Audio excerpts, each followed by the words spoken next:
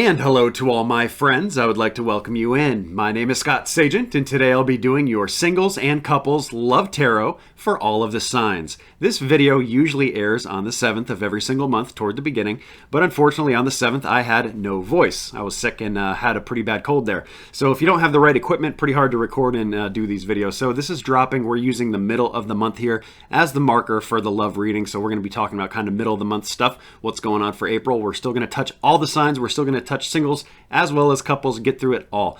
You guys get your own video too, standalone videos. So the cards are already shuffled. I do that ahead of time to save a bunch of time.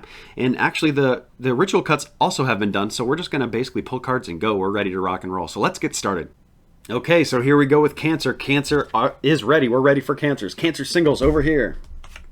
Big theme there. Cancer couples over here. Also big theme. Got some blockages here. That side's good. Do need a discard on the couple side. And they want it read just the way it is, so that's what we're going to give them. Need a couple angel cards as well on both sides, because the entire sign is getting some big deals here. Big things to talk about here for my Cancers. Big marker here, middle of the month for April. For my singles, let's start there. Single Cancers.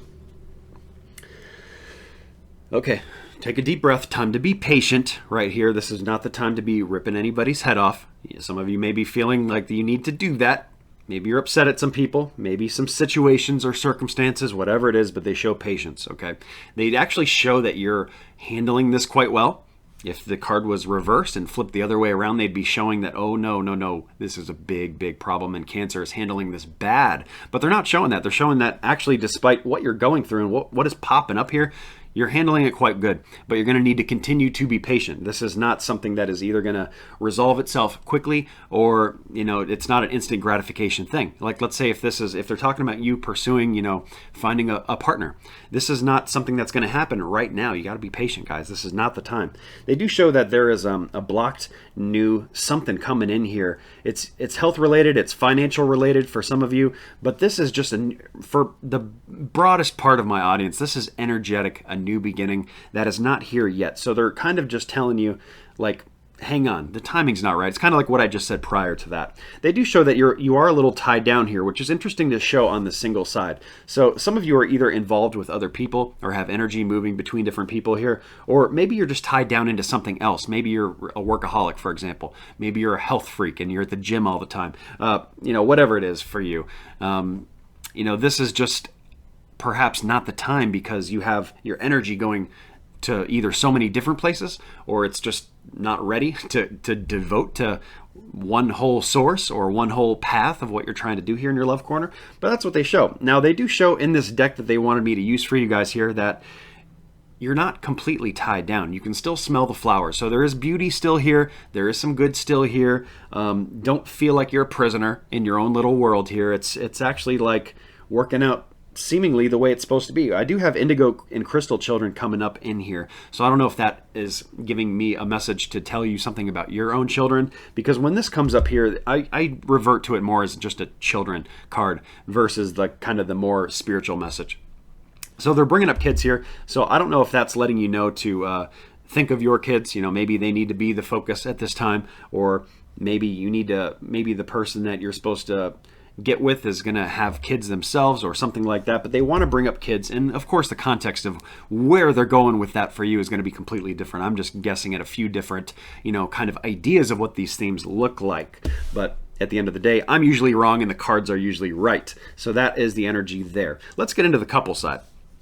Couple side Cancer, we show the Empress card, so good feminine energy here, very queen-like.